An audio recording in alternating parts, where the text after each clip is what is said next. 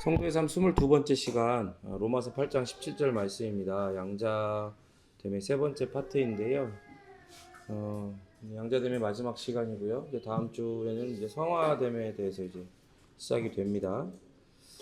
안에 그 스피커 켜져 있나요? 우리가 지난 시간에 이제 양자됨의 복에 대해서 이제 배웠죠. 그래서 하나님을 아빠, 아버지라 부를 수 있게 된 양자된 자녀된 우리에게는 놀라운 복들, 선물들이 주어진다고 했습니다. 그 첫 번째 선물은 자유였죠. 자유. 그래서 바울은 하나님의 자녀된 복 중 하나가 그 자유라고 선언을 합니다. 그래서 로마서 8장 15절에 너희는 다시 무서워하는 종의 영을 받지 아니하고 양자의 영을 받았으므로 우리가 아빠 아버지라고 부르짖느니라라고 말씀합니다. 그래서 이 자유야말로 하나님 아버지께서 자녀된 자들에게 주시는 가장 귀중한 선물입니다. 그리고 두 번째는 뭐였습니까? 하나님의 보호하심이에요. 하나님은 아버지로서 자녀된 우리의 필요를 완전히 알고 계시죠. 그래서 우리를 그냥 버려두지 않으시고 너희들이 그냥 알아서 너희들이 먹고 마실 거, 너희들이 필요한 모든 것도 너희들이 이 세상에서 그냥 알아서 해라. 나는 모르겠다. 내가 이미 다 이렇게 해놨으니까 너희들이 거기서 알아서 먹고 마시든지 말든지 마음대로 해라. 이렇게 하는 것이 아니라 우리의 참된 아버지, 영원한 아버지로서 우리의 필요를 아시고 그 필요를 하나하나 세심하게 채워주십니다. 그래서 예수님이 마태복음 6장에서 이렇게 말씀하시죠. 그러므로 염려하여 이르기를 무엇을 먹을까 무엇을 마실까 무엇을 입을까 하지 말라. 이는 다 이방인들이 구하는 것이라. 너희 하늘 아버지께서 이 모든 것이 너희에게 있어야 할 줄을 아시느니라 라고 하죠. 그러면서 말씀하신 게 뭐예요? 그러면서 너희는 먼저 그의 나라와 그의 의를 구하라. 그리하면 이 모든 것을 너희에게 더하시리라 말씀하시죠. 그래서 그때 이제 지난주 설교할 때도 여러분들께 물었지만 여러분 정말 믿으십니까? 그러면 여러분 믿으시면 정말 항상 여러분의 기도의 시간이나 또 여러분이 삶의 모든 자리에서 모든 시간에 항상 하나님의 나라와 하나님의 의를 구하셔야 돼요. 그리고 우리가 잘 아는 것처럼 그 나라와 그 의는 우리가 스스로 발견하고 쟁취하는 것이 아니라 오직 예수 그리스도께서 그 나라와 그 의를 가지시고 우리에게 찾아오셨죠. 그래서 이 나라, 이 의는 오직 예수 그리스도에게만 발견되는 거예요. 그래서 그 그리스도와의 믿음의 연합 안에 있는 우리는 그 믿음의 시선으로 예수 그리스도를 따라합니다. 깊이 생각할 때, 나에게 이미 하나님의 나라와 하나님의 의가 주어졌구나를 더 선명하게 깨닫게 되죠. 그래서 예수 그리스도를 깊이 묵상하고 생각하는 훈련들을 항상 하셔야 되는 거예요. 그게 바로 경건의 유익 중에 하나입니다. 그러면 이 모든 것을 어떻게 하신다고요? 우리에게 더하십니다. 여러분 이걸 정말 믿으십시오. 이거는 전혀 세상의 논리와는 전혀 맞지 않는 말도 안 되는 세상적인 입장에서 허황된 논리예요. 근데 여러분 이게 맞는지 안 맞는지는 누구만 알 수 있어요? 정말 믿음을 들여서 이렇게 살아본 사람만이 이걸 경험하고 알 수 있어요. 그렇게 해봐요. 진짜 그렇게 하나 안 하나. 여러분 우리 생각에는 내가 발버둥 쳐서 어떻게든 내가 먹고 살 거, 나의 필요한 것들, 그것들을 최소한적으로 확보를 해놓고 하나님 나라건 하나님의 의건 예수님건 생각하고 기도하고 뭘 해야 되겠다 생각할 수 있죠. 그죠? 근데 그런 식으로 신앙의 어떤 행태를 가지고 가면 그런 삶에서는 절대로 이 모든 것을 우리에게 더하시는 하나님의 은혜를 경험할 수가 없습니다. 그러니까 죽이 되든 밥이 되든 그냥 맡기고 해봐야 돼. 던져야 돼. 이 말씀 앞에 여러분의 삶을 던져야 돼. 아시겠어요? 왜냐하면 예수님은 하늘의 모든 것 다 내려놓으시고 우리를 위하여 이 땅에 내려오셨죠. 그렇죠? 그 예수님을 믿는다면 여러분들이 물론 자격과 능력, 존재적인 면에서 우리는 비교할 수 없는 그런 존재들이지만 예수님이 그러셨다면 우리도 그럴 수 있어야 되는. 던져보십시오. 그래서 저는 전혀 동의하지 않지만 그 예수전도단의 그 창시자인 지금 돌아가셨어요. 로렌 커닝햄 목사님은 벼랑 끝에서는 용기라는 책을 통해서 사람들한테 그걸 독려합니다. 물론 그분들의 신학과 이런 것들은 전혀 우리와 결이 다르죠. 전혀 성경적이지 않아요. 굉장히 알미니안적이고 많이 신비주의적, 은사주의적이지만 그러니까 자기들이 신앙이라고 하는 형태 속에서 하나님 앞에 하나님이 기뻐하시는 것을 먼저 추구할 때, 물론 이제 그 기뻐하시는 것이 무엇냐라고 하는 것도 여러 가지 이제 문제점들이 있지만, 그럼에도 불구하고 하나님이 기뻐하시는 것을 먼저 추구할 때 이 모든 것을 더하시는 하나님을 어떻게 경험했는지를 그 책에서 이야기를 해요. 그래서 여러분 생각해 보세요. 바른 신학과 신앙이 아닌 그런 잘못된 신학과 교정이 필요한 신학과 신앙을 가진 사람들도 그렇게 살아갈 때 하나님께서 이 필요한 모든 것들을 더하시는 걸 경험한단 말이에요. 그러면 우리는 바른 신학과 신앙을 하나님이 우리에게 주셨고, 그것을 통해서 우리의 신학과 신앙이 성경적으로 계속해서 리폼되고 있는, 개혁되고 있는 그러한 신학과 신앙을 우리는 가지고 있다라고 우리가 여기고 믿고 있다면, 그러면 그 사람보다 더하면 더했지 그들보다 못하면 안 될 거예요. 그러니까 어떻게 해야 돼요? 이 말씀 앞에 우리를 던져야 돼요. 던지십시오. 또 제 개인적으로도 그렇게 신학과 신앙이 온전치 못했을 때에도 그렇게 하나님 앞에 삶을 던졌을 때 가만히 생각해 보면 먹고 마시고 이런 거 고민 안 했던 것 같아요. 뭐 일하는 것도 제대로 없고 막 그랬는데도 불구하고 잘못된 신학과 신앙이었지만 그럼에도 불구하고 그 하나님을 향한 열심을 가지고 살아갈 때 하나님이 그런 부분들 채우셨던 것들을 경험했던 것 같아요. 근데 우리가 우리의 아버지, 참된 아버지에 대한 바른 지식과 이해와 믿음을 가진 지금 그 자녀로서 우리를 보호하시는 하나님을 믿고 이 말씀 앞에 그 아버지 하나님의 보호하심 앞에 우리의 삶을 온전히 내어드릴 때 하나님은 우리에게 필요한 모든 것을 더하실 줄 믿습니다. 그래서 우리가 먼저 하나님 나라와 그 의를 구한다. 그건 작게는 이런 거예요. 예수를 깊이 생각하고 또 생각하면서 이 예수님을 따라 이 예수님을 닮아 성화되어가는 그 은혜를 구하는 것입니다. 그리고 또한 우리는 성령 하나님을 받았죠. 우리에게 오신 성령 하나님은 우리에게 하늘에 속한 모든 복이 그리스도 예수 안에서 다 너희의 것이 되었다. 자녀된 너희들의 것이 되었다. 이걸 이 말씀을 통해 깨닫게 하시고 또 누리게 하시는 거예요. 여러분 생각해 보세요. 영원한 하나님께서 이 온 우주 만물의 창조주시고 주인이시잖아요. 근데 그 하나님이 나를 자녀로 부르시고 또 나를 이제 오늘 배우겠지만 상속자로 부르셨다는 거예요. 그러면 그 모든 것이 다 누구 거예요? 이제 내게 된 거예요. 그렇죠? 근데 여러분 우리가 잘 알지만 우리가 지구에 이렇게 서 있잖아요. 지구 위에 있잖아 우리가. 근데 지구라는 거대한 크기에 비하면 우리는 작은 점 같은 존재예요. 근데 우리 서 있으면 지구에 서 있어도 우리가 지구에 서 있는 건지 별내동에 서 있는 건지 감이 잘 안 온단 말이에요. 그죠? 그런데 하나님은 믿음으로 우리에게 그리스도와 연합 안에 있는 너희들을 자녀로 부르시고 하나님 나의 상속자로 너희를 불렀다. 그럼 그게 감이 안 오는 거예요. 실감이 안 되는 거예요. 실감이 안 돼요. 그런데 하나님은 이 성령 하나님을 통해 이것을 실감하도록 우리에게 은혜를 베푸시는 거예요. 그리고 아까 얘기했던 것처럼 그 말씀 앞에 순종함으로 우리의 삶을 내어드리고 우리의 삶을 던지게 하셔서 그럴 때 우리가 놀랍게 우리 삶 가운데 그 말씀의 실체들을 경험하는 거예요. 모든 것을 더하시는 하나님의 그 보호하심, 우리 하나님의 아버지 되심의 그 실체를 우리가 우리의 삶 가운데 직접적으로 우리의 피부로 그것을 경험하게 된다 이 말입니다. 그래서 우리에게 속한 성령 하나님이 바로 성부께서 우리에게 주시는 가장 좋은 것, 최고의 선물이라고 하는 거예요. 하나님 자신을 우리에게 주신 거니까. 이렇게 영적인 복에서 물질적인 육적인 필요들까지 세세히 하시고 채우시는 분이 바로 우리의 아버지 하나님이십니다. 세 번째 선물은 뭐였습니까? 자녀된 자들에게 주시는 하나님의 선물은 바로 하나님의 인도하심입니다. 그래서 하나님께서 자녀된 우리에게 주시는 가장 좋은 것은 성령 하나님이라고 그랬죠.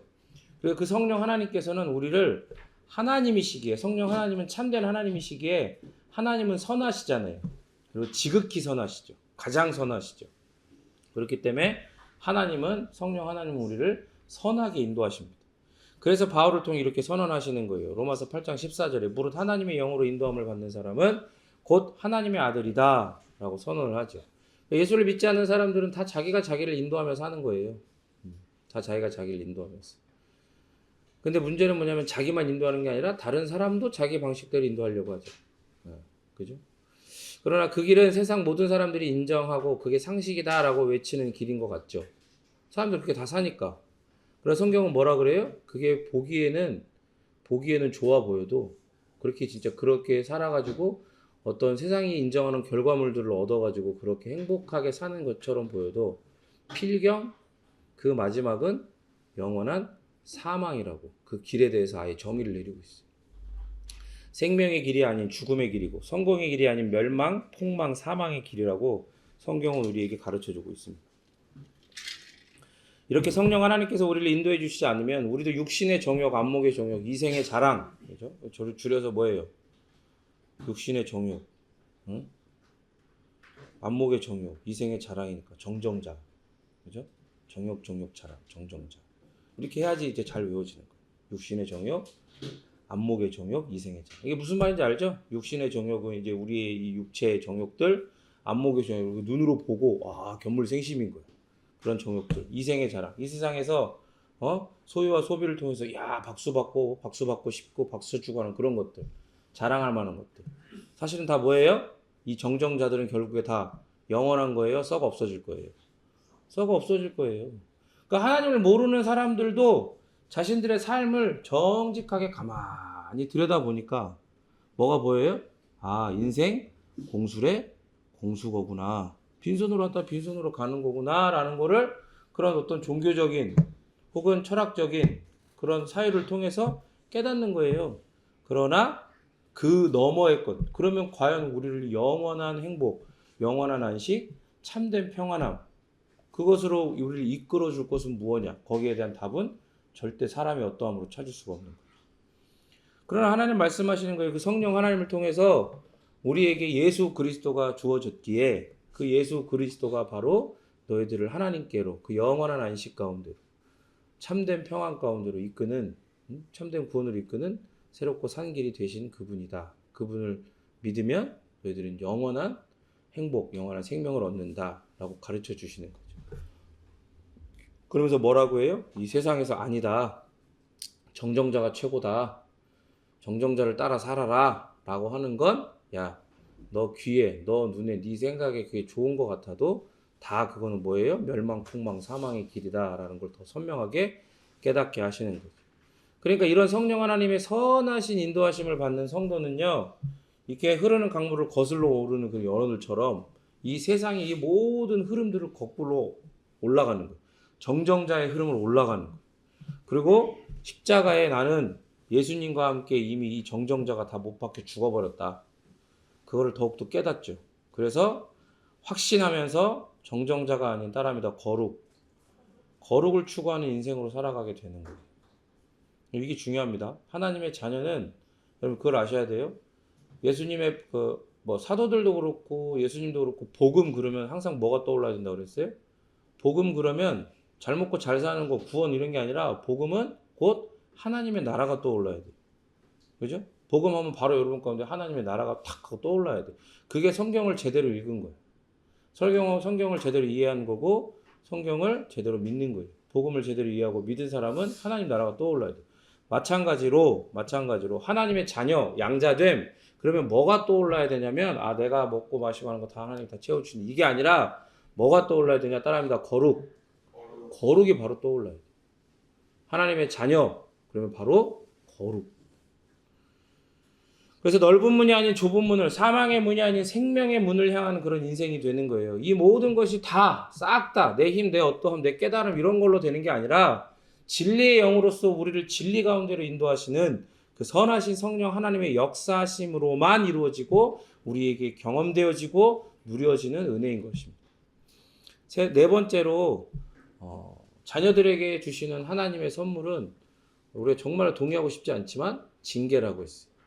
그 징계가 무슨 선물이고 복이냐. 그래서 성경은 징계 대신 이렇게 이야기하죠. 히브리서 12장에서 주께서 그 사랑하시는 자를 징계하시고 그가 받아들이시는 아들마다 채찍질 하심이라 하였습니다. 12장 6절에서 이렇게 얘기해요. 그게 좀 이상하지 않아요? 주께서 그 사랑하시는 자를 징계하시고 일반적인 거예요. 일반적으로 사랑하니까 이제 자녀니까 혼낼 수도 있죠. 근데 뭐라 그래요? 그가 받아들이시는 아들마다 받아들이는 자녀마다 자매님들 갑자기 긴장을 놓으면 안 돼요? 아들마다 그러니까 나는 괜찮아. 나는 안 맞아. 이게 아니라 자녀마다 채찍질 하신대. 그럼 채찍 알지만 채찍은 소리를 찢어요. 무슨 말인지 알겠어요? 채찍이를 탁 치면 총소리가 나죠. 그 총소리가 채찍 맨 끝이 탁 하고 움직일 때 그 속도가 그 소리의 속도를 뛰어넘는 거예요. 그래서 그 소리를 찢는 소리, 그래서 파공성이라고 하죠. 그런 소리가 들려요. 그럼 그 채찍을 만다고 생각하면 얼마나 아프요. 살이 터져나가는 거죠. 근데 어떤 사람마다 받아들이는 자녀마다. 그 왜 그래요? 하나님 이상한 분이에요? 난 그렇게 잘못한 거 없는 것 같은데? 그게 아니죠. 우리는 알아요. 우리가 전에 하나님 앞에 어떤 존재였었는지. 그죠? 우리는 멸망당해도, 멸망당하는 게 합당한. 그러니까, 멸망당할 수도 아닐 수도 아니라, 멸망당하는 게 합당한 존재들이었어. 그거를, 노아의 시대를 통해, 그 홍수심판을 통해 보여주셨죠. 그게, 죄인들에게는 정당하게 하나님께서 행사하실 수 있는 권리라는 거. 그게 원래 죄인들의 운명이라는 걸 보여주셨단 말이에요. 근데 그럼 좋아요. 그럼 그럴 수 있어. 근데 하나님의 은혜로 우리가 예수님 믿어 구원 받았잖아. 그래서 그가 받아들이시는 자녀가 됐잖아. 그런데 왜 받아들이시는 자녀마다 채찍질하냐? 우리 아이들이 요즘에 학교에서 이상한 걸 배워서 그런지 너 그렇게 하면 아빠가 너 로우킥이야 막 그러면 애들이 뭐라 하죠? 그럼 나는 아빠 아동학대로 신고할 거야 막 이래. 신고할 거야 이래. 그리고 그러면 하나님은 무슨 아동학대 하시는, 자녀를 학대하시는 분이에요? 그게 아니라 어떤 거예요? 우리가 알지만 우리 옛사람, 옛 본성은 우리 안에 여전히 남아있어. 그 모든 면에 있어서 전혀 변함없이. 단지 그 예를 들어 그 크기, 그 영향력만이 줄어든 거죠. 은혜 아래 놓여있게 된 거죠. 그러니까 그것 때문에라도 그 옛 본성, 옛 자, 그리고 옛 습관 때문에라도 우리를 채찍질 하실 수밖에 없는 거예요. 왜? 받아들이셨는데 우리가 상태가 메롱이야. 냅두면 그냥 메롱이 아니라 그냥 완전히 가는 거죠. 그죠? 그러니까 하나님은 우리를 채찍질 하시는 거예요. 그래서 너 그 다음에 12장 7절, 6, 8절에 뭐라고 하냐면 너희가 참으면 징계를 받기 위함이라. 하나님이 아들과 같이 너희를 대우하시나니 너희 아버지가 징계하지 않는 아들이 있으리요. 징계는 다 받는 것이거늘 너희에게 없으면 사생자요 친아들이 아니니라 라고 말씀하십니다. 징계는 이렇게 하나님께서 자녀에게 주시는 사랑의 선물이에요. 못난 자녀인 나 같은 자녀에게 주시는 은혜의 선물입니다. 그러니까 그때 얘기했었죠. 우리가 징계의 자리에 있을 때, 연단의 자리에 있을 때, 채찍질 당하고 있을 때 그때 두 가지가 선명하게 보이는 거예요. 은혜를 받는 자는, 하나님의 자녀는요, 참된 자녀는 그 징계를 받을 때 어이씨 아동학대범으로 신고할까 이게 아니라 뭐가 먼저 보이냐면 내가 잘못이구나. 내가 잘못했구나. 내가 여전히 하나님이 나에게 주신 새로운 본성, 새로운 천성을 따라 살지 않고 성령 하나님의 인도하심을 따라 이 아름다운 하나님의 율법, 십계명을 삶의 틀로 해서 이것을 따라 살지 않고 이것의 보호를 받지 않고 옛 습관, 옛 자아를 따라 내 욕심대로 정정자를 따라서 나도 모르게 그렇게 교묘하게 속아서 또 살려고 했구나. 그럼 하나님 앞에 아닌 척 위선 떨었구나. 그거를 보게 되는 거예요. 더불어 또 뭐 하나를 선명하게 봅니까? 나를 징계하신 하나님의 그 놀라우신 의로움이 보이는 거예요. 그 공의로우심, 그 거룩하심이 보인단 말이에요. 그러니까 나한테 내가 너 더럽다고 씻으라고 그러면서 물을 끼얹는데 그 끼얹는 물이 더러운 물이면 별로 소용이 없잖아요. 그죠? 내가 예를 들어서 더러운 게 묻었는데 약간 회색빛 나는 어떤 흙이 묻었어. 근데 나한테 무슨 물을 뿌려? 검은색 물을 뿌리는 거야. 더러운 똥물을 뿌리는 거야. 그럼 어떻게 되겠어요? 더 더러워지겠죠. 그죠? 근데 하나님은 어떤 거예요? 우리를 채찍질 하시는 그 하나님이 너무나 선하시고 너무나 거룩하시고 공의로우시다는 걸 우리를 채찍질 하심을 통해 그게 드러나는 거예요. 그래서 그 두 가지, 내가 여전히 죄성을 갖고 있는 연약한 존재라는 거. 하나님은 나와 달리 구별된 완전히 거룩한 분이시라는 거. 그 두 가지를 동시에 깨달으면서 내가 지향해야 되는 지점이 뭐다? 여러분 양자됨. 그럼 뭐가 떠올라야 된다고 그랬어요? 그렇죠. 그게 바로 그게 나의 자녀된 자에게 이 징계를 통해서 내가 바라봐야 할 점, 내가 서야 할 그 지점이 어딘지를 선명하게 보여주신 이유예요. 징계는 징계는 내가 잘못했으니까 내가 너를 위해서 어떤 계획, 영원 전부터 어떤 계획을 가지고 예수 그리스도를 보내갖고 십자가에 죽기까지 순종하게 해갖고 너를 대신에 십자가에 내가 죽기까지 너를 이렇게 사랑하는 걸 이미 증거해갖고 심지어 성령까지 너에게 보내줘가지고 이 모든 것에 보증이 되게 하고 너를 인도하는데 말을 안 들어? 이것 봐라. 한번 죽어봐. 이렇게 하면서 막 그렇게 징계하시는 게 아니라는 거예요. 그걸 통해서 뭘 선명하게 보여준다고요? 아, 자녀는 아버지 하나님의 거룩하심을 닮아야 되는 거구나를 선명하게 보여주신다. 그러면서 뭐라고 합니까? 9절 10절에 또 우리 육신의 아버지가 우리를 징계하여도 공경하였거든 하물며 우리 모든 영의 아버지께 더욱 복종하며 살려하지 않겠느냐. 그들은 잠시 자기 뜻대로 우리를 징계하였거니와 오직 하나님은 우리의 유익을 위하여 그의 거룩하심에 참여하게 하시느니라. 여러분, 이런 말씀을 그냥 이렇게 쑥 지나서 읽으면 이게 안 보이는 거예요. 그죠? 이 모든 징계, 하나님께서 우리를 자녀로 부르시는 자마다 징계하시고 채찍질하신 이유는 우리 유익을 위해, 하나님의 유익을 위해서가 아니라 우리의 유익을 위해 당신의 거룩하심에 참여하게 하시도록. 여러분, 사실 그랬기 때문에 징계는 이런 거예요. 어떤 부흥사들은 여러분 복음, 물론 이제 그분들 축복이라는 말을 써요. 축복은 이제 복을 빈다는 뜻인데도 언어적으로 잘못된 건데 축복이라 쓰는데 어쨌든 복은 고난이라고 하는, 징계라고 하는 상자에 담겨서 옵니다. 그런 선물 상자에 담겨서 옵니다. 그러니까 그걸 받으면 고난 당할 때 싫지만 깨달으는 거야. 아, 이게 나한테 이 이후에 좋은 일들이 있을 거야. 이렇게 생각하라는 거지. 근데 하나님은 그러라고 우리에게 징계를 하신다는 게 아니에요. 이 세상에 정정자에 속한, 정정자와 맞닿아 있는 그런 복이라고 여겨지는 것들을 너희들한테 주려고. 그런데 니네가 그거 받았을 때 그냥 메롱인 상태로 받았다가는 완전히 해롱해롱 거려갖고 완전 가버릴까봐 미리 이렇게 채찍질하고 그래서 주는 거, 이런 게 아니라 그렇게 이야기한단 말이에요, 그 사람들은. 근데 그런 게 아니라 우리의 유익을 위해서 당신의 그 거룩하심에 참여하게 하시려고 그런 징계를 하신다는 거예요. 그러면 우리 유익이 뭐냐? 그 정정자와 맞닿아 있는 게 우리의 유익이겠어요? 그게 아니죠.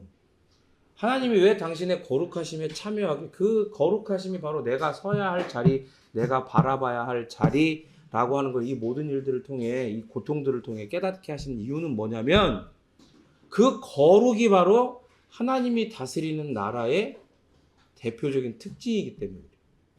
하나님의 나라는 무슨 나라예요? 정정자의 나라예요? 축복의 나라예요? 거룩의 나라예요. 하나님의 거룩하심이 가득한 나라. 그리고 그 나라는 어떻게 돼요? 결국엔 예수 그리스도가 이 땅 가운데 다시 재림하실 때 여기에 이루어지게 돼 있어요. 그러면 당신의 자녀들은 또 오늘 배우겠지만 그 나라 가운데에 영원히 살면서 그 거룩한 나라에서 거룩한 다스림을 함께 이 세상에 베풀며 행하며 살아가는 존재들이 된단 말이에요.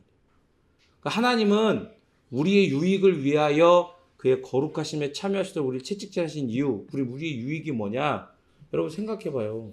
여러분 완전히 해롱해롱 거리면서 정정자 따라서 살아가다가 그날이 됐어. 그 날이 됐어요. 근데 하나님의 그 거룩하심 가운데 압도되어가지고 자녀로서 그 거룩에 참여해갖고 거룩한 통치를 이 땅 가운데 같이 행하며 살아가야 되는데 예수 그리스도와 전혀 연습이 안 돼 있는, 그 거룩의 거자도 모르는 거예요. 맛본 적도 없고 바라본 적도 없고, 그 거룩함을 사모한 적도 없고, 그 거룩함의 갈급함을, 갈증을 느껴본 적도 없다고 생각을 해요. 그 얼마나 이상한. 여러분 아시겠지만 마지막 날에는 심판이 있습니다. 모든 사람들이 심판당해요. 그러나 우리는 구원이냐 아니냐, 그 나라에 들어가냐 아니냐의 심판이 아니라 상급의 심판을 당해요.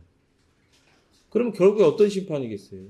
그 상급이라고 하는 게 진짜로 하나님이 정말로 많은, 하나님 기뻐하시는 뭐 예배당을 많이 세우고 뭘 하고 그런 거 갖다가 심판하시겠어요? 상급이라고 하는 게? 그런 거 아니에요. 우리가 잘 알지만 예수님이 달란트 비유하셨잖아요. 새 종을 놔두고 부유한 주인이 5달란트, 2달란트, 1달란트 주고 갔죠. 예? 근데 갔는데 어떻게 됐어요?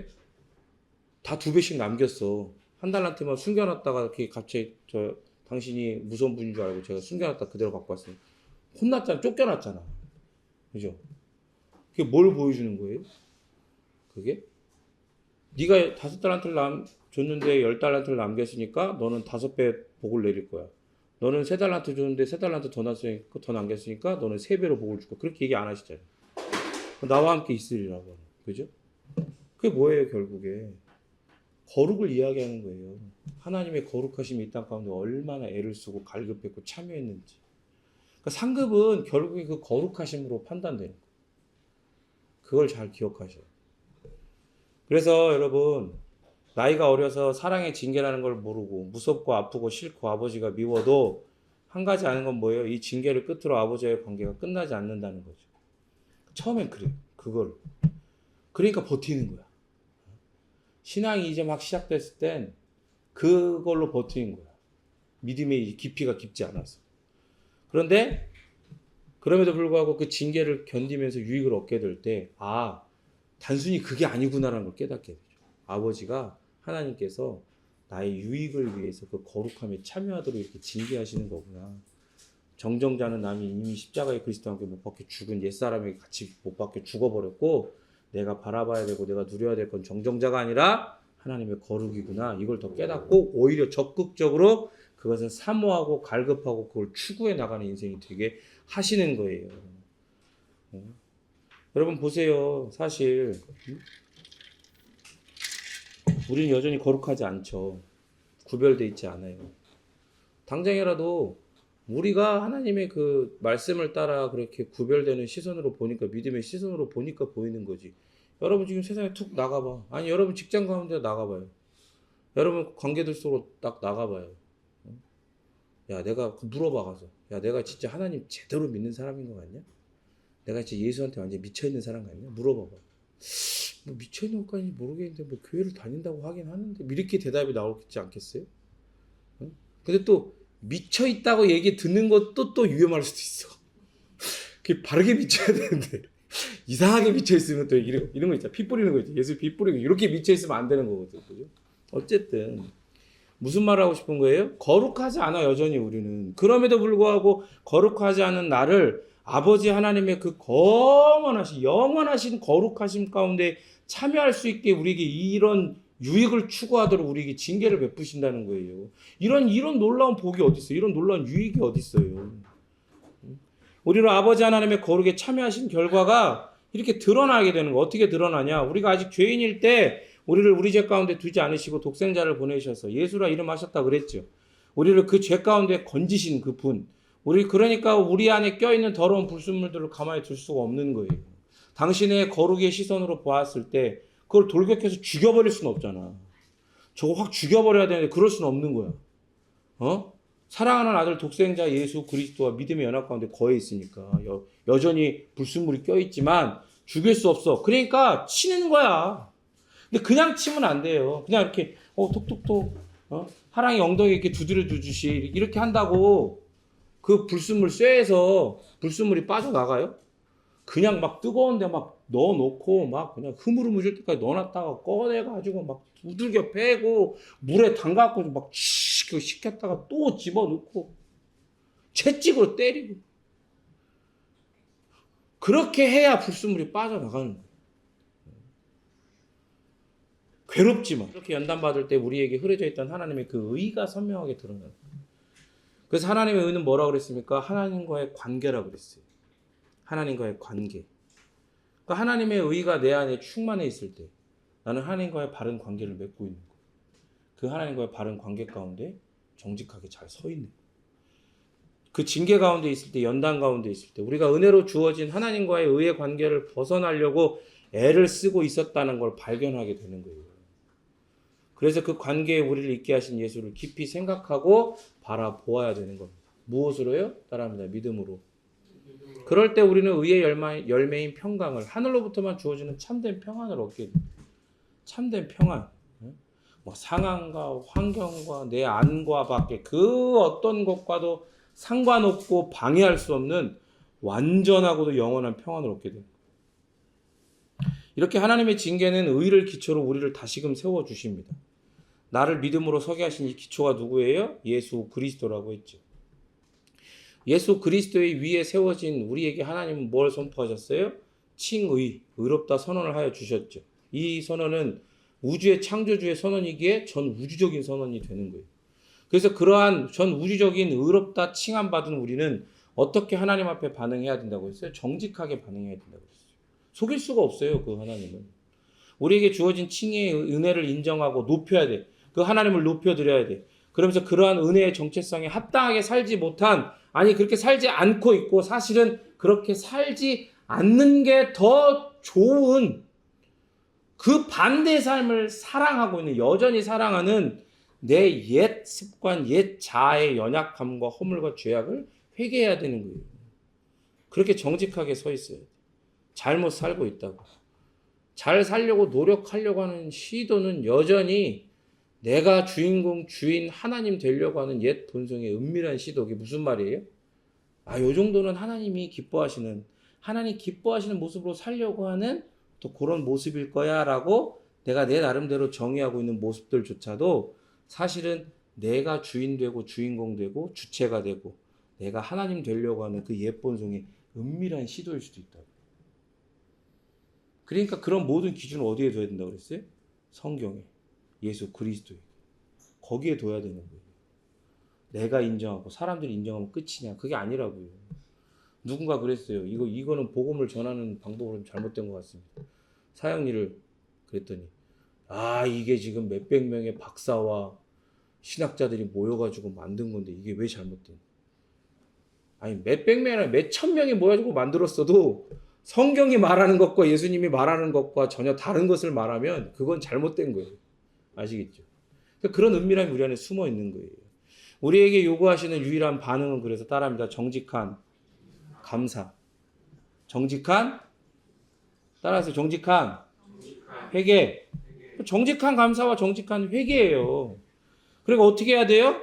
12절 13절에 뭐라고 그랬어요? 그러므로 피곤한 손과 연약한 무릎을 일으켜 세우라 그랬어요. 이게 무슨 말이에요? 왜 피곤하고 왜 연약해? 왜 피곤하고 왜 연약하냐고. 이 손과 이 무릎이 어떤 거예요?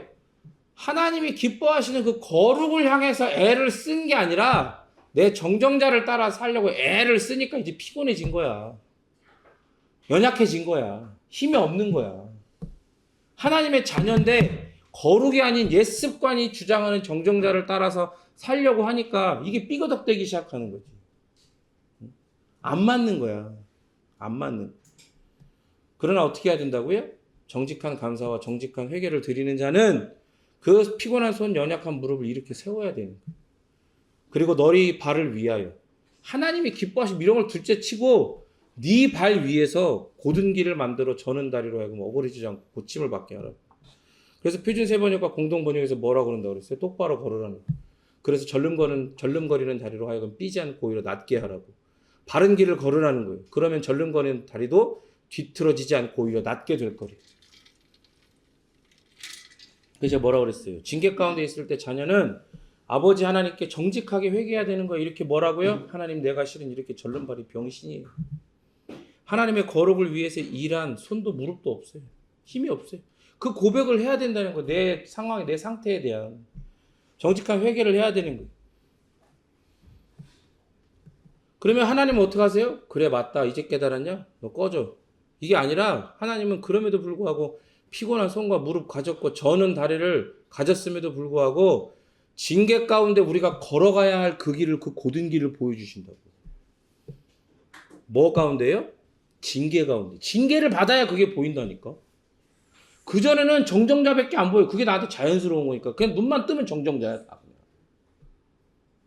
거기 걸어가려고 하고 그 일을 하려고 하고 그러니까 손과 발이 힘이 없지. 무릎이 힘이 없고 뒤틀려 있지 다리가. 근데 징계받을 때 그 길이 보여요. 우리가 걸어가야 할 바른 길. 그래서 저는 다리 온전치 못함에도 걸어가야 하는 그 길이 바로 휘장 사이의 길이라고 그랬죠. 성소와 지성소를 막아선 휘장. 커튼이에요. 커튼. 왜? 성소에는 하나님의 임재가 있어요. 거기서 사람이 죄를 가진 사람이 들어가면 무조건 하나님의 거룩이 돌격해서 죽여버리니까 하나님이 그 성막을 지을 때 부살리아하고 오홀리압한테 딱 기회를 주셔가지고 어른 손바닥만한 두께, 커튼의 두께가 어른 손바닥이야. 이런 벽과 같은 커튼을 치라 그랬어요. 그리고 막으시는 거야. 당신의 거룩이 죄인들을 돌격해서 죽이시지 않도록. 그런데 어떻게 된 거예요? 오직 예수, 새롭고 산 길이 되신 예수, 그 예수 그리스도를 십자가 가운데 내어주셔서 당신이 그 아들을 죽이심으로 말미암아 그가 우리의 모든 죄를 다 짊어지시고 완전히 하나님의 그 모든 율법에 순종하시고 의로우시고 선하신 그 예수님이 죽으셨을 때 그 휘장, 벽과 같은 휘장이 위에서부터 저 아래로 터지듯이 벽이 그냥 터져나가듯이 쫙 갈라져 버린 거예요. 그래서 그 하나님의 거룩이 있는 성소와 지성소의 구분이 없어졌어. 거기로 갈 수가 있게 된 거예요. 그 예수님이 새롭고 산 길이 됐다 그러잖아요. 누구에게로 가는? 거룩하신 아버지 하나님께로 가는 유일하시고도 영원한 새롭고 산 길이 되신 거예요. 그러니까 우리가 징계받을 때 거룩하신 하나님 아버지께로 나아가는 새롭고 산 길 되신 예수 그리스도가 보이는 거예요. 여러분, 멍청한 소리인 것 같지만 여러분 잘 기억하십시오. 여러분 이게 내가 하나님의 징계 가운데 있구나 라고 딱 하나님 깨닫게 하신 은혜를 얻잖아요. 그러면 바로 즉각적으로 마치 독사한테 탁 물렸을 때는 어떻게 해야 돼요? 피를 빨고 심장에서 제일 멀리 이렇게 두고 묶고 응급처치하는 것처럼 내가 하나님의 징계 가운데 있구나를 하나님으로 탁 깨닫게 되는 순간에 필사적으로 예수 그리스도를 생각해야 돼. 내가 하나님께로 이르게 된 유일한 새롭고 상길 되신 예수 그리스도를 깊이 묵상해야 돼. 그분의 그 거룩하심과 아름다우심과 그 삶을 묵상해야 돼. 그분의 말씀들을 깊이 묵상해. 필사적으로 독을 빨아내듯이. 그러니까 이 길 걸을 때 비록 피곤한 손과 무릎을 가졌고 다리는 병신일지라도 이 길을 가고 이 길을 선포할 때 이 길, 이 아름답고 거룩한 길, 긍휼과 자비가 넘치는 길, 피 흘림과 대속의 길, 부활과 영생의 길, 하나님 나라와 그 영원한 영광에 이르는 길, 아버지 하나님의 아들의 길, 이 길을 선포하며 더불어 이 길 위에 있는 나의 연약함과 허물과 죄악을 선포하는 것, 정직하게. 그럴 때 그럼에도 이 길 위에 세워주셔서 걸어가고 있는 아버지의 자녀인 나를 발견하는 거예요. 내가 이제 죄인이라는 여전히 죄성을 갖고 있는 그런 악한 모습들을 발견하고 정직하게 고백했어. 마치 탕자처럼 아버지의 아들로 돌아가는 건 상상도 못하고 꿈도 못 꿔가지고 그냥 그 긍휼하심을 간절히 바라며 가서 종이라도 돼가지고 아버지의 종놈이라 돼가지고 그냥 쥐염 열매 아니고 밥이라도 빵이라도 한 조각 먹고 살 수만 있으면 좋겠다라는 마음으로 가는 거야. 그 아버지께로 가는 거예요. 우리가 그렇게 징계당할 때 예수 그리스도를 통해 아버지의 그 거룩하심을 바라보며 갈 때 우리를 어떻게 하시는 거예요? 우리를 안아주시는 거예요. 뛰쳐나와서. 너는 종놈이 아니다. 너는 뭐다? 내 자녀다. 내 아들이고 내 딸이다. 그걸 보여주신다니까요. 이 은혜의 보좌로 나아가는 징계와 연단의 길 가운데 우리는 새 힘을 얻고 그 새 힘을 얻는 손, 새 힘을 얻는 무릎을 경험하게 되는 거예요. 우리가 여전히 죄성을 가진 절름발이라 할지라도 우리를 놓아주신 그 복음으로 이 생명의 길을 계속 걸어가면 걸어갈수록 여러분 저는 다리가 나아지게 되는 걸 경험해요. 경건하게 사는 삶, 하나님의 말씀을 사모하고 그 말씀을 가장 내 삶 가운데 우선으로 두며 내 삶이 어떠할지라도 뭐 바쁘고 뭐하고 할지라도 그 말씀 가운데 목숨을 걸고 그 말씀을 읽고 묵상하고 그 말씀을 따라 기도하며 살아가는 그 경건의 삶이 날로 더 그게 자연스러워져요. 그게 다리가 낫는 거예요, 여러분. 그래서 어떤 결과가 나타나요? 내 밖으로 내 삶이 하나님의 거룩을 닮아가는 예수 그리스도의 삶을 닮아가는 삶이 되어지는 점점 더. 그래서 본문이 뭐라고 그래요? 자녀는 곧 상속자, 하나님의 상속자고 그리스도와 함께한 상속자. 그래서 오늘 본문에 뭐라고 그랬어요? 그리스도와 함께 영광 받기 위해 뭐도 함께 받아야 된다고요? 고난 받아야 된다잖아. 똑같은 얘기고 여러분 봐봐요. 성경은요. 표현만 다르지 다 똑같은 얘기를 하는 거야. 어떤 한 가지 주제, 거룩, 고난, 자녀 이런 거 딱 있으면 표현만 다를 뿐이지 다 똑같은 얘기를 한다니까요. 다른 얘기 안 해요. 그러니까 성경의 원래 의도를 파악을 해야 돼요. 그러니까 성경을 해석하는 사람들, 성경을 설교하는 사람들은 항상 뭐를 그 설교를 할 때 중점적으로 가장 먼저 이렇게 하냐면 성경의 원어를 연구를 해요. 그리고 문맥을 연구를 하고. 그 왜 그러냐면 원어가 중요하니까 이런 게 아니라 성경이 원래 말씀하는 게 뭐냐를 알아야 된다는 거야. 응? 똑같은 얘기를 하시니까 어디 본문을 통해서 다. 그러니까 그걸 통해 내가 지금 깨닫게 하시고 내가 해석한 내용이 맞는지 안 맞는지를 점검을 하는 거란 말이에요. 여러분, 근데 사실 이 고난도 있잖아요. 좀 더 정직한 얘기를 해볼까요, 오늘은? 사실은 그렇잖아. 이 고난도 거의 열의 아홉 아니야. 열의 아홉이 뭐야? 거의 열의 9.9는 하나님이 뭐 내가 하나님 나라 백성으로 거룩하게 살다 당하는 고난 아니고 그러면 좋겠는데 그거 아니고 다 우리 연약함 때문에 일어나는 고난이잖아요. 내 잘못으로 인한 고난이잖아. 그게 대부분이잖아. 솔직히 얘기해서 아니야? 나만 그래? 응? 나만 그렇게 내 잘못으로 고난당하는 거예요? 아니잖아요. 그렇죠? 정직합시다. 성경을 보면 우리는 정직할 수밖에 없어. 우리를 까발리니까. 엑스레이처럼 우리를 다 들여다보니까. 성경이 보여주는 게 봐봐요. 성경에 구약에 나오는 예수 그리스도의 족보에 있는 사람들 혹은 하나님의 택함을 받은 사람들을 보면 그 사람들의 인생을 봐봐요. 하나님이 어떤 사람은 온 지면에 온유함이 가장 승한 자라고 그러고 어떤 사람은 믿음의 조상이라고 그러고 뭐라고 다 얘기해 주셔도 그 삶을 전체를 들여다보면 개망난이야. 믿음의 조상은 뭐 하나님이 믿음의 조상이라 했으니까 믿음의 조상은 개뿔이라는 표현을 쓰면 안 되지. 믿음의 조상이긴 조상인데 그렇게 하나님 앞에 믿음의 조상이라고 그렇게 되기까지 어떻게 했어요? 자기 아내를 2번이나 사촌 누이라고 속여서 팔아먹었어. 2번이나. 내가 볼 때 2번째는 한번 맞들려서 그런 것 같은데 그런 느낌도 없잖아 있는데 어쨌든 그런 사람이 무슨 본받을 게 있겠어요. 거기서 뭐 우리가 볼 수 있는 건 뭐밖에 없어요? 그런 연약함이 있음에도 불구하고 하나님은 그의 인생을 어떻게 해요? 하나님의 계획, 하나님의 뜻 가운데로 인도해 가신다는 거. 그를 변화시켜 가시고 빚어 가신다는 걸 경험할 수 있죠. 그러니까 우리가 진정으로 당해야 되는 고난은 사실 이미 예수님께서 우리의 자리에서 다 당하셨기 때문에 다 당하셨어요. 그죠?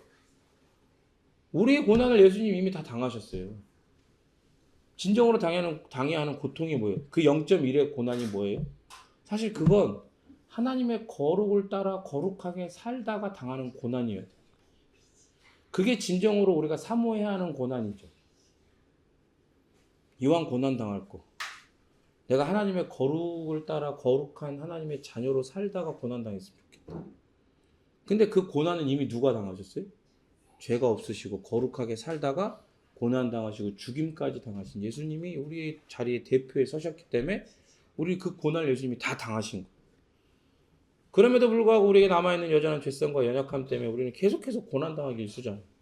그러나 하나님은 감사한 게 뭐냐? 성령 하나님을 통해서 우리 연약함 때문에 일어나는 고난 그것까지도 합력해서 선을 이루게 만들어 주시죠. 그런데 여기서 말하는 하나님의 선, 하나님께서 선하다 여기시는 건 뭐예요? 당신의 뜻, 당신의 계획이 온전히 성취되어 하나님의 영광이 드러나고 하나님의 이름이 높임받는 거예요. 그게 하나님의 선인 거예요. 그 희한하잖아요. 우리 생각엔 내가 하나님의 자녀로서 거룩하게 살다가 고난받아야 그런 일들이 일어날 것 같은데 하나님은 내 안에 계신 성령 하나님은 오히려 내 연약함 때문에 일어나는 고난과 징계와 그 모든 것들까지도 사용하셔서 내가 걸어야 하는 예수 그리스도라는 거룩한 상기를 바라보고 그 예수 그리스도를 온전히 붙들게 하심으로 내 삶 가운데에 어떻게 해요? 오히려 거룩함이 드러나고 다른 사람들로 하여금 하나님의 이름을 높이게 하는 그런 일들을 내 삶 가운데 일으키신다. 거룩의 역전, 영광의 역전을 이루어 계신다. 그럼 하나님의 뜻과 계획은 뭐예요? 바로 죄인이었던 우리, 완전히 죽어있던 그냥 하나님을 알만한 생명이 없던 우리를 그리스도와 함께 살리시고 그리스도 안에서 자녀 삼으신 거예요. 그게 하나님의 뜻과 계획이에요. 근데 그것도 모자라 어디까지 가요? 그리스도께서 하나님의 상속자가 되셨으니 우리도 거기에 참여해서 우리도 하나님의 상속자의 영광을 누리게 하시는 것. 그게 하나님의 계획과 뜻이에요. 이게 바로 하나님의 뜻과 계획이고 우리가 누리게 되는 은혜고 영광의 실체인 거예요. 이게 장차 우리가. 그러니 여러분 우리는 우리의 연약함으로 인해서 넘어질 때도 완전히 실족하지 않고 널브러지지 않아. 완전히 실족하지 않고 널브러지지 않아. 여러분 가만 봐봐요. 여러분이 막 고난 당할 때 한번 떠올려. 여러분 삶 가운데 가장 큰 고난을 당했을 때 한번 가만히 떠올려. 뭔가 보이지 않는 끈이 있어. 다 놔버리고 나는 그냥 다 그냥 널브러졌고 나는 확 죽어버리고 싶고 그냥 다 놓고 싶고 그런데 뭔가 나를 완전히 그냥 막 절망스럽고 막 넘어지고 비틀비틀 거려도 그냥 완전히 막 차에 치여가지고 부웅 날라가고 막 대굴대굴 굴러다니는 것처럼 그렇게 이 세상 가운데 완전 굴러다니지 않도록 잡고 계시는 끈이 있는 거예요. 그거를 여러분 몰라요? 경험 못 해봤어요? 고난당해본 사람은 이 경험이 있어요. 이 감각이 있다고. 그러면 여러분 하나님께서 왜 그런 거예요? 하나님께서 당신의 뜻과 계획을 위해 당신의 영광을 위해 우리를 상속자답게 빚어가시기 때문에 그런 거예요. 그걸 놓지 않는 거예요. 그러니까 우리는 뭘 간절히 추구해야 돼요? 자녀는 뭘 추구해야 돼요? 그새 잊어버려요. 그러니까 같은 설교를 계속해야 되는 거예요. 양자됨을 3번이나 하지. 여러분 어떤 데는요, 어떤 신학서적에는 조직신학 책에는 어떤 게 아니라 대부분 그렇지. 양자됨은 있지도 않아. 그냥 조그맣게 설명하고 말아요 그냥. 근데 우리 양자됨을 3번이나 하죠. 다시. 여러분 우리는 뭘 간절히 구해야 돼요? 그렇죠. 거룩을 구해야 돼요. 자녀는. 하나님의 거룩을 사모하며 그 거룩을 내 안에 심어달라고. 내 안에 전혀 내가 만들어낼 수 없는 그 하나님의 거룩을 내 안에서 일으켜 주시기를. 우리가 말씀과 묵상, 기도라고 하는 이런 것들을 통해서 이 경건의 성벽을 쌓고 하나하나 벽돌 쌓듯이 쌓고 있는데 이렇게 쌓아가고 있는 이 경건의 성벽 안에서 하나님의 이 거룩이 우리 안에 온전히 팽창되고 그 밖으로도 확장되어서 그렇게 다른 이들에게 흘러가기를 그렇게 사모해야 되는 거예요. 하나님의 거룩을. 우리의 연약함으로 인해 받은 고난도 하나님께서 쓰시잖아요. 그렇지만 하나님의 거룩을 사모해서 그 거룩을 추구할 때 받는 고난도 하나님께서는 기뻐하며 쓰시기 때문에 그러니까 그 거룩을 사모해야 돼요. 하나님의 자녀잖아요. 또한 하나님의 상속자잖아요. 우리의 아버지이신 하나님의 그 귀하디 귀한 그 아름다운 성품인 거룩, 그 거룩을 추구하는 자녀요 상속자가 가장 자녀답게 가장 상속자답게 사는 모습인 거예요. 그래서 신구약에서 모두 내가 거룩하니 너희도 거룩할지어다라고 하나님은 명령하신 거예요. 우리로 당신의 자녀 삼으신 그 은혜와 믿음 안에서 거룩한 자녀, 거룩한 상속자로 살아가도록 능력을 공급하세요. 그리고 그렇게 인도해 가세요. 그 하나님을 사모하시라 이 말이에요. 그 하나님을 사모하시라 이 말이에요. 먼저 그의 나라와 그의 의를 구하는 것, 그건 곧 뭐를 구하는 거예요? 하나님의 거룩한 나라, 하나님의 거룩한 의를 구하는 거예요. 그럴 때 이 모든 것을 너에게 더하신다고 약속하셨죠. 그러니까 여러분이 정말 진정한 자녀라면 하나님 앞에 이 모든 것을 나에게 더해 주실 것에 여러분의 시선이 가 있으면 안 돼요. 여러분의 마음이 거기에 가 있고 여러분의 갈급함이 거기에 가 있으면 안 돼요. 여러분의 시선, 여러분의 마음, 여러분의 갈급함, 여러분의 믿음, 모든 것이 다 어디에 있어요? 하나님의 거룩한 나라와 거룩한 의에 있어야 된다. 그렇게 성령 하나님을 통해 아버지의 거룩하심을 그 말씀과 기도 속에서 더욱 발견하고 깨닫게 하셔서 사모하게 하시는 그 은혜에 목말라야 돼. 목말라요. 그만해라. 뭐? 그만해. 앉아. 하민아, 앉으라고. 여러분, 가지지 못한 것, 세상이 가져야 된다라고 말하는 건데 가지지 못한 거 있잖아요. 근데 그런 썩어 없어질 소유와 소비의 갈증을 느끼는 우리의 옛사람은 완전하게 이미 십자가에 그리스도와 함께 못 박혀 죽어버렸다는 걸 깨달으셔야 돼요. 이 깨닫는 은혜가 여러분 가운데 있어야 돼요. 이제 우리에게 남겨주신 이 귀한 십계명을 우리의 삶의 틀로 살아가게 하셨다는 것에 대해서 깊은 감사를 드리시고 그 틀 안에서 하나님의 거룩을 빚어가시는 성령 하나님의 놀라운 역사와 그 섬세하신 손길을 경험해야 된다 이 말입니다. 여러분 성령 하나님을 여러분에게 주셨음을 믿으십니까? 여러분은 성령 하나님과 어떤 관계를 맺고 살고 있어요? 아니 어떤 관계를 맺고 살고 있냐를 물어보기 전에 여러분 성령 하나님을 누구라고 생각합니까? 성령 하나님이 도대체 여러분 가운데 행하시는 일들이 뭐라고 생각합니까?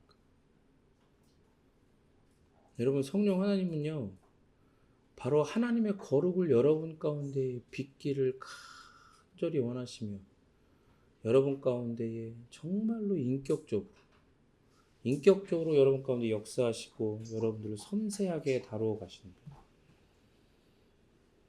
나 같지가 않은 거예요. 우리 같지가 않아요. 우리는 우리 뜻대로 안 되면 자녀를 기를 때 뜻대로 안 되면 소리부터 야 하나 왜 하랑이가 말 안 따? 천방 우리 대장이 우리 집 대장이거든 하랑이가 천방 지축이야 말을 안 들어. 근데도 아빠가 하나 둘 셋 그럼 바로 뛰어. 이게 좋은 그 양육 방법은 아니에요. 이렇게 하면 안 된다 그랬어요. 애들 마음에 불안을 심다 그러더라고. 그런데도 그거 아니면 동지가 하나 그럼 말 안 듣다가도 이러고 도망가다가도 하나 그럼 바로 막 뛰어와. 근데 하나님 성령님은요 여러분 성령님은 우리를 그런 식으로 다루지 않으신다니까요. 우리가 뭔가 잘못해 정정자 따라 살고 있어. 그러면서 어떤 신앙적 행위 예배를 드리고 이 성찬에 그냥 나하고 동참하고 뭐하고 하면서 우리가 스스로 나는 하나님의 자녀인데 우리 백성답게 살고 있어 뭐 이런 식으로 이렇게 뭐 대충 얼버무려 넘어가려고 할 때 성령님이 우리 안에 하나 둘 이러면 좋은데 성령 하나님은 거기에 대해서 크게 이렇게 뭐라 안 하세요. 왜요? 우리 인격적으로 대하시는 우리를 돕는 또 다른 보혜사시거든. 섬세하게 다루시거든. 그러니까 여러분 그걸 아셔야 돼요. 성령 하나님 우리를 인격적으로 대한다고 해서 내가 그렇게 막 해도 되는 게 아니야. 내가 그렇게 성령 하나님 마치 있는 것 없는 것처럼 그냥 잘 모르고 살아도 되는 게 아니에요. 여러분 성령 하나님을 하나님으로 인정하시죠. 적어도 우리 교회 교인 우리 교회 성도라고 한다면 우리는 제가 항상 성령님이라고 하고 일부러 성령 하나님이라고 그렇게 호칭을 하면서 하는 이유를 설명을 드렸기 때문에 아실 거라고 믿어요. 성령 하나님을 정말로 하나님으로 정말로 믿고 있다면 하나님을 그렇게 함부로 대하는 게 아니에요. 3계명이 뭐예요? 여호와 이름을 망령되이 노망난 것처럼 그렇게 망령되이 이렇게 일컬으면 안 돼요. 성령 하나님을 그렇게 함부로 대하면 안 되는 거예요. 여러분을 인격적으로 대하시는 성령 하나님 앞에 그 간절함, 그 갈증이 있어야 돼요. 어떤 갈증이요? 나를 더욱더 하나님의 거룩으로 이끌어 주시기를 그 예수 그리스도의 산길 위를 온전히 걸어가며 하나님의 거룩을 사모하고 그 거룩을 담아가고 그 거룩을 내 안에서 일으켜 주시는 은혜를 경험하는 그런 자녀가 되기를 그게 오직 성령 하나님이 우리 안에서 일으키신 사역이거든. 그거를 간절히 사모해야 되는 거예요. 우리는 지금 우리에게 부족한 것들 그래서 우리가 간절히 바라는 것들이 사실은 다 썩어 없어질 것들임을 알아야 되는 거예요. 그걸 알아야 돼요. 그걸 인정해야 돼요. 그리고 그걸 고백해야 돼. 그걸 고백해야 돼. 우리가 뭐 좋은 차를, 좋은 집을, 좋은 옷을, 좋은 음식, 먹고 마시고 타고 살고 누리고 다 할 수 있어. 그러나 여러분, 그것들 하나님 우리에게 허락하신 것이기 때문에 기쁨과 감사함으로 그것들을 누리고 그것들을 추구한다 할지라도 우리가 선명하게 놓지 않고 인정해야 되고 고백해야 되는 건 뭡니까? 그런 것들은 결국 다 썩어 없어질 것들이라는 거예요. 하나님께서 그리스도 안에서 여러분을 당신의 자녀로 부르신 것은 우주 만물을 다스리는 상속자가 되게 하시려고 그런 거예요. 하나님의 상속자는 곧 우주의 상속자예요. 그래서 이 세상에서 그리스도인은요, 이 땅의 어떤 재벌보다 더 부유한 마음으로 살아갈 수 있어요. 어깨를 펴. 어깨를 펴. 제가 가만히 말씀을 준비하면서 저를 돌아봤는데 그런 생각이 들었어요. 한번 어떤 지체가 저한테 그런 얘기를 해줬어요. 목사님 요즘에 좀 많이 의기소침해지신 것 같아요. 그런 얘기를 하더라고요. 근데 가만히 생각해보니까 그런 것 같아. 왜 그랬을까?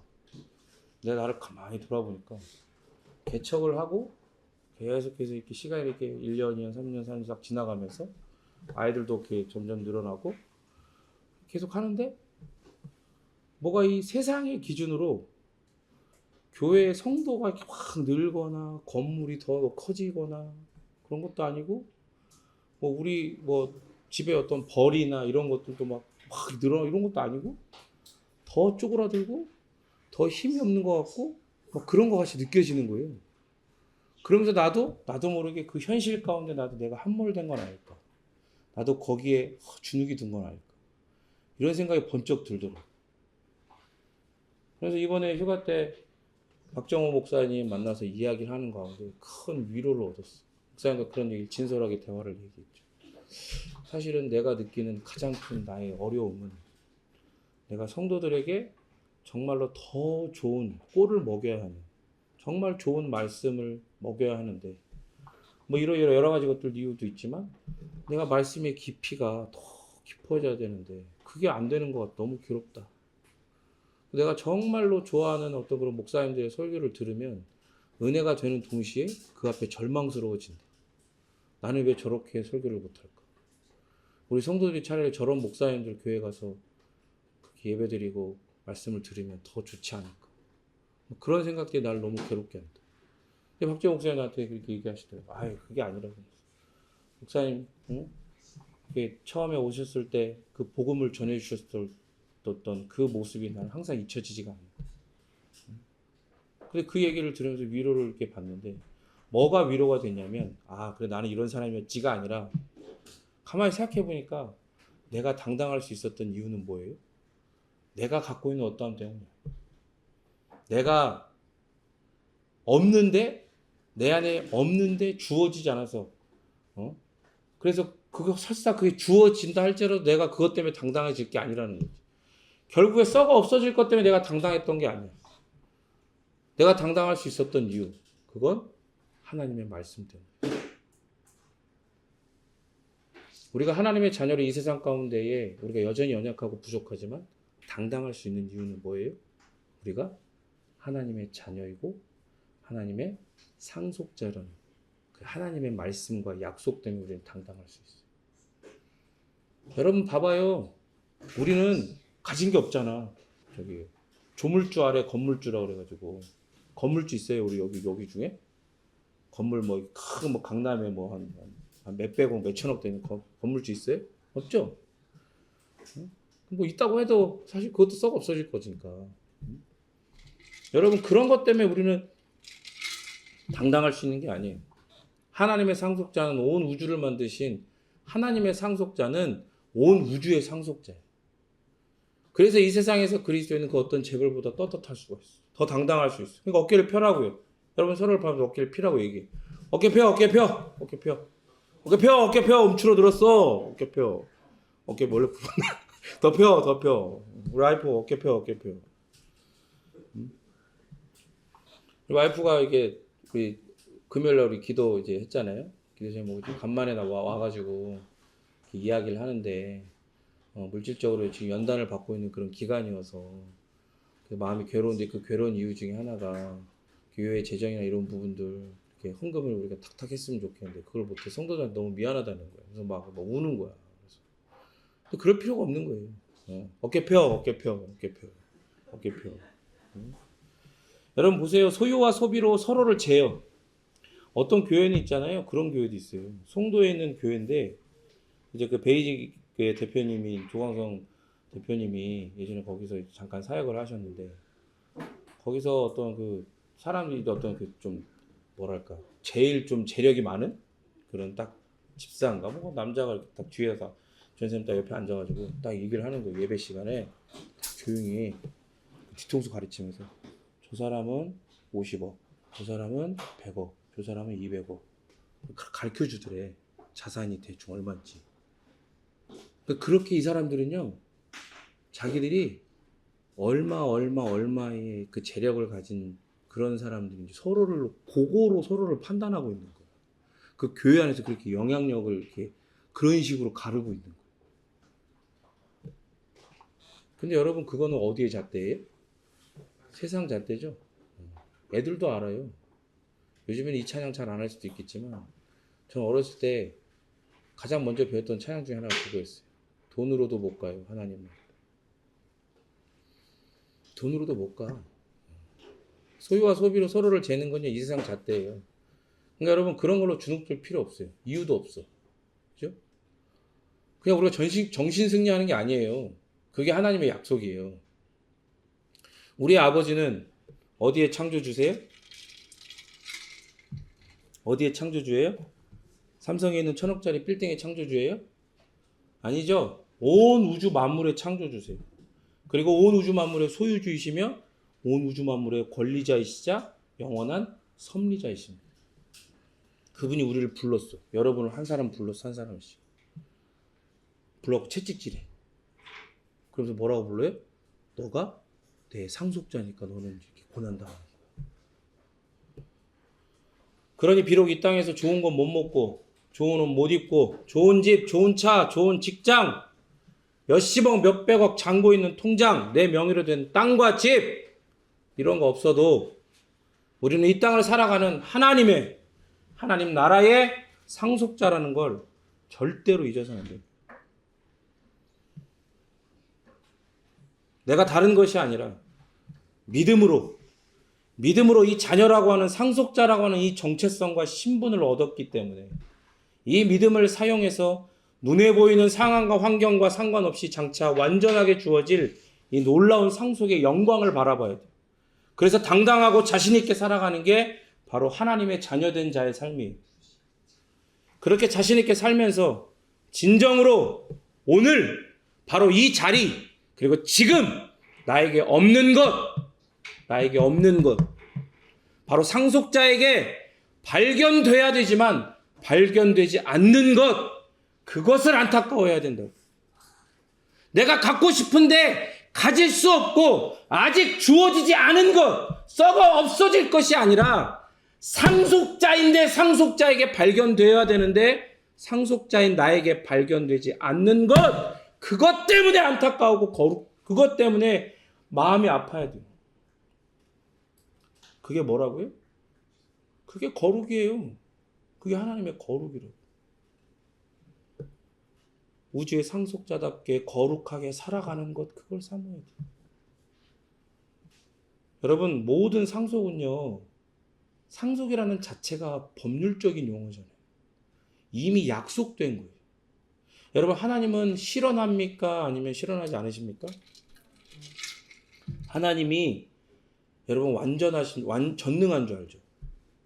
그죠? 하나님 못하시는 게 있어. 애들로 이야기하면 하나님이 못하시는 게 꽤 있어요. 그 중에 하나가 뭐예요? 실현. 하나님은 이렇게 해놓고 야 못하겠다. 예를 들어 애굽 백성 내가 널 건져가지고 내가 너희들 지시한 땅으로 다 인도할 거야. 나 해. 막 10가지 재앙 막 내리고 막 피게이파 돌도고 매흑장 무슨 막 10가지 재앙 막 내려가지고 난리를 치고 나왔어. 200만 명이 되는 사람들. 불기둥 구름기둥 확 하고 막 다 했어. 홍해가 딱 나왔네. 야 해봐. 오세요. 빡! 그러고 쫙 뻗었는데 홍해가 막 갈라져. 막 갈라져. 막 엄청 막 빠른 속도로 그 거대한 바다 같은 강이 막 갈라져. 근데 점점 더 느려지는 거야. 갈라진 속도가. 중간쯤에서 갑자기 야 도저히 못하겠다. 하나님 그런 분이 아니잖아. 전능하시잖아요. 그러니까 하나님은 전능하시다는 건 곧 실현하실 수 없다는 얘기예요. 하나님이 말씀하신 건 반드시 이루어지는 거예요. 하나님은 약속하셨어요. 그리스도 안에서 이 상속을 약속하셨다. 우리 안에 심지어 성령 하나님 자신이 직접 찾아오셔가지고 이 약속에 대한 보증이 되셨어. 여러분 변호사가 공증해가지고 쓴 상속의 그 종이 쪼가리 한 장도 이 세상에서 인정받고 힘을 갖잖아요. 그거대로 집행돼야 되잖아.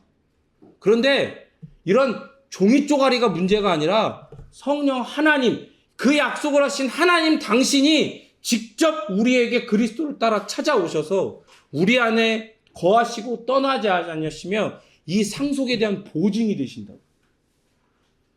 그러니 우리는 우리는 뭐만 남았어? 뭐만 사모하면 돼요? 우리는 여전히 건물 사모할 거야? 땅을 사모할 거야? 뭘 사모할 거야? 하나님의 거룩을 사모해야 돼. 우리 안에 있어야 하는데 있지 않은 것, 우리 안에서 발견되지 않는 것, 우리가 만들어낼 수 없는 것, 그 거룩을 사모해야 돼. 하나님의 거룩을 사모할 때 여러분, 우리는 이 땅의 것들을 따라합니다. 느슨하게 잡는 거예요. 거기에 목말라지 않는다는 얘기예요. 여러분 하나님은 우리에게 이 모든 것을 더하시리라 약속하셨죠. 그의 나라와 그의 의를 구하면 이 모든 것을 우리에게 더하신다는 거. 그 얘기는 뭐예요? 그것들을 우리가 소유하고 그것들을 잡고 우리가 그렇게 살아가야 된다는 얘기야. 근데 어떻게 잡는 거예요? 이렇게 잡는 게 아니라 그냥 느슨하게 잡는 거야. 어떤 때는 그냥 그것들을 그냥 놓으라고 하면 놓을 수도 있고 거기에 그냥 크게 연연하지 않고 거기에 시선 두지 않을 수 있는 거야. 거기에 목말라하지 않는 거예요. 그게 느슨하게 잡는 거예요. 그게 어떨 때요? 하나님의 거룩을 사모할 때. 그러니까 여러분 거룩을 사모하면 사모할수록 썩어 없어질 것들을 점점 더 느슨하게 잡을 수 있어요. 거기에 휘둘리지 않을 수 있어요. 오직 하나님의 거룩에만 간절한 목마름으로 타는 듯한 갈증으로 하나님 앞에 서게 되는 거예요. 한 자매가 어린이집 교사를 하는데 이런 말을 했어요. 아이를 보면 부모가 보인대. 애들이 하는 말을 들어보면 그 부모가 어떤 사람인지 보인다는 거야. 한 아이가 이런 말을 자주 한대. 이렇게 놀다가 이렇게 무슨 말을 하고 그러면 이제 얘들이 이렇게 말이 빠른 애가 있고 느린 애가 있고 막 그런 거 있잖아요. 막 놀다가 막 얘기해 준데 뭐 애가 친구가 말을 못 알아듣고 그러면 어우 답답해. 맥주를 한 잔 해야겠다. 막 이런 되는 거야 애가. 어린이집 애가. 그러니까 엄마나 아빠가 맨날 그 얘기를 하는 거야. 그래갖고 무슨 행사가 있었고 엄마 아빠가 딱 오면 그 엄마 아빠가 오면 그게 보인다는 거지. 아 저분들이 그렇게 답답해서 맥주를 드시는 분들이구나. 여러분 세상 사람들도 이렇잖아요. 근데 하나님의 자녀된 우리를 보고 세상 사람들은 하나님을 생각하는 거예요. 아버지 하나님의 이름이 세상 사람들의 입 가운데 높임 받는 거. 우리의 삶을 통해 이루어지는 거예요. 우리가 어우 답답해. 왜 나는 좋은 집이 없고 좋은 차가 없고 좋은 땅이 없고 우리 뭐야 막. 이러면 세상 사람들은 하나님은 램프의 마법사 지니 같은 거구나. 없으니까 자꾸 달라고 하는 거구나. 그러니까 어떻게 생각하는 거야? 불교에 가서 달라달라 하고 저기 가서 또 달라달라고 하는데 굳이 저기 모여서 산 좋고 물 좋은 그런 절 같은 데 가서 달라달라 해도 되겠네. 이러고 가는 거야 이렇게. 그럼 거기에 무슨 하나님의 영광이 사람들이 입 가운데 있겠어요. 그들이 갑자기 예배당에 찾아와서 한 손은 가슴에 한 손은 하늘을 향하여 찬양하며 하나님을 높이 이렇게 하겠어요? 이런 일이 어디 있겠어요? 오직 우리의 삶을 통해 하나님의 성품인 거룩이 드러나는 그 일, 이 일을 통해서 세상 사람들은 하나님의 이름을 높이게 되고 하나님을 찾게 되는 거예요. 이런 거룩과 삶의 관계에 대한 부분은 이 기회가 될 때 더 자세하게 다루도록 하겠습니다. 이렇게 우리가 하나님의 자녀가 되는 것은요, 놀라운 선물들을 얻게 합니다. 더불어 우리가 기도할 수 있는 유일한 이유, 그리고 원인, 기초도 바로 이 하나님의 자녀 삼아 주신. 마태복음 6장 9절은 그래서 이렇게 이야기합니다. 그러므로 너희는 이렇게 기도하라. 하늘에 계신 우리 아버지여, 이름이 거룩히 여김을 받으시오며. 예수님께서는 제자들이, 이 마태복음 이렇게 나와 있지만 마가복음에는 제자들이 기도를 가르쳐 달라는 요청에 이렇게 기도를 가르쳐 주세요. 이 주기도문을 그래서 가르쳐 주시는 거예요. 근데 이제 이 당시 신앙 공동체들은요, 다 자기들이 기도문들이 있었어요. 그러니까 제자들이 예수님 우리에게도 기도를 가르쳐 주십시오라고 하는 요청은 우리의 사명 선언문, 우리의 비전 선언문이 뭡니까? 우리의 비전과 우리의 사명은 뭡니까? 그걸 물어보는 거예요. 그러니까 예수님이 이 기도를 가르쳐 주신 건 너희들은 이런 걸 구하며 살아야 하는 사명을 가진 존재들이다. 그걸 정의해 주신 거예요. 예수님께서 이 기도를 가르치신 것은 너희는 내 안에서 믿음으로 이런 존재가 되어 이런 사명을 가진 자들이 되었다라고 하시는 거죠. 뭐라고 하세요? 하늘에 계신 우리 아버지라고 하죠. 그러니까 우리와 모든 면에서 구별되어 계시죠. 그러니까 그 공간적으로나 또 영적으로나 모든 면에서 이렇게 구별되어 계시는 하나님을, 그 하나님을 결코, 여러분 사실 이스라엘 백성들은요, 단 한 번도 그들이 개인적으로 하나님을 아버지라고 부른 적이 없어. 구약의 백성으로서. 심지어 하나님의 선택된 백성이잖아요. 하나님의 선택을 받았다라고 하는 건 다른 모든 이방 족속들은 아무도 하나님의 선택을 받은 게 아니야. 오직 이스라엘 백성들만 하나님의 선택을 받은 거예요. 그런데 그럼에도 불구하고 단 한 명도 하나님을 우리의 주인, 왕으로 여기면서도 어느 누구도 개인적으로 하나님을 나의 아버지라고 부른 적이 없어요. 이 사람들이 갖고 있는 신앙이 바로 그거였어요. 그런데 보세요. 그 하나님을 결코 개인적으로 아버지라 부를 생각조차, 그런 개념조차 없는 이 선민인 이스라엘 백성들인 제자들에게 예수님이 지금 딱 뭐라고 선언하시는 거예요? 너희들은 어떤 존재가 되었다. 내 안에서 개인적으로 하나님을 아버지라, 우리의 아버지라 부를 수 있게 된 그런 존재가 되었다는 거예요. 그리고 이 선언은 곧 누구를 향한 선언입니까? 나를 향한, 우리를 향한 선언인 거예요. 그리고 또 하나는 나의 아버지이시며 동시에 누구의 아버지가 되셨다는 거예요? 우리의 아버지가 되셨다는 거예요. 한 하나님을 아버지로 둔 모든 성도들, 모든 신자들이 한 형제 자매가 되었다는 거예요. 그렇기 때문에 여러분, 사실 신앙에 있어서, 교회에 있어서, 공동체에 있어서 나이도, 성별도, 인종도, 사회적 지위, 직분, 가진 것, 그 어떤 것도 있잖아요. 다 우선이 아니에요. 뭐가 교회 공동체의 가장 중요한 기초가 됩니까? 그건 바로 한 형제 자매가 됐던 이 관계가, 이 관계성이 가장 중요한 교회 공동체의 기초예요.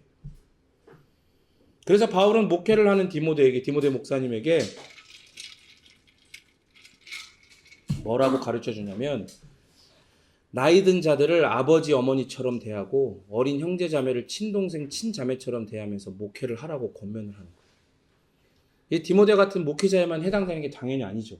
모든 성도들에게 해당되는 말씀입니다. 그래서 영적으로 우리는요, 교회는요, 대가족인 거예요. 대가족. 그죠? 우리 안혜영 성도님 잘 모십시오. 아시겠어요, 여러분들? 우리 교회 어른으로 잘 모셔야 돼요.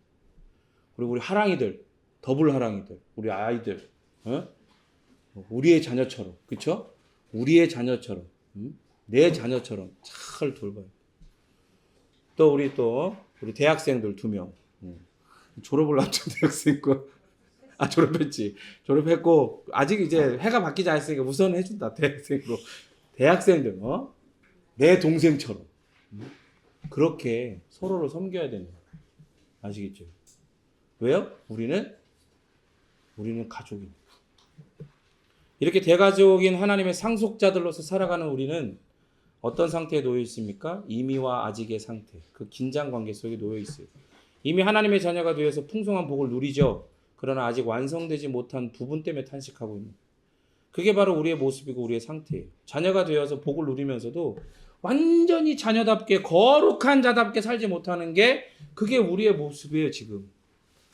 그러나 약속하신 그 놀라운 복의 실체는 아직 마주하지 못했기 때문에 그것을 바라보는 동시에 사모하는 동시에 그것을 갈급하는 동시에 그것이 아직 우리에게 주어지지 않아 탄식하는 것. 그래서 우리는 기도하면서 그것을 기다려요. 그게 뭐예요? 그게 뭐냐면 따라합니다. 부활. 부활이.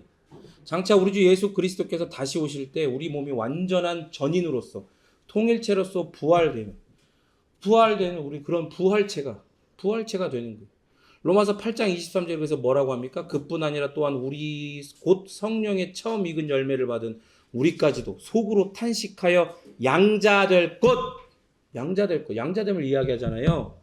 그래서 뭐라 그래요? 그 양자됨이 어디까지라고? 곧 우리 몸의 속량을 기다리는 것. 이게 뭘 얘기하는 거? 부활을 이야기하는 거.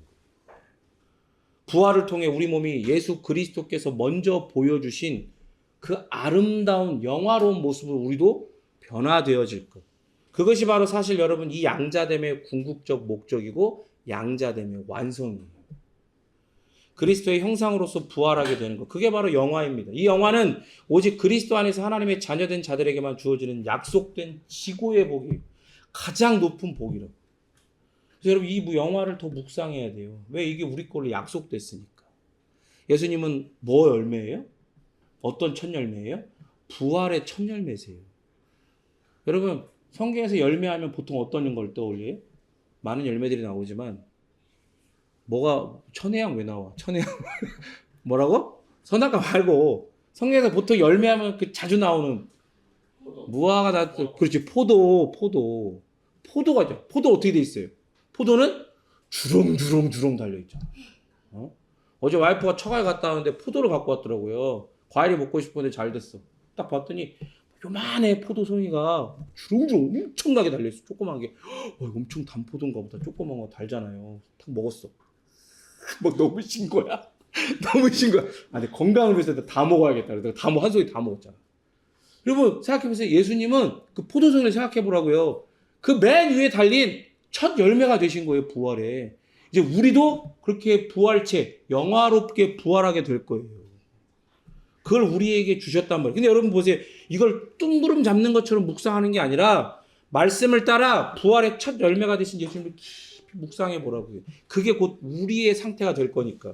그래서 하나님의 자녀가 되었다는 이 놀라운 은혜의 선물을 내가 소유했다는 것을 믿음으로 더욱 확신하며 이 세상에 감당할 수 없는 사람으로 서로에게 이야기하십시오. 당당하게 자신 있게 믿음으로 살아가는 거예요.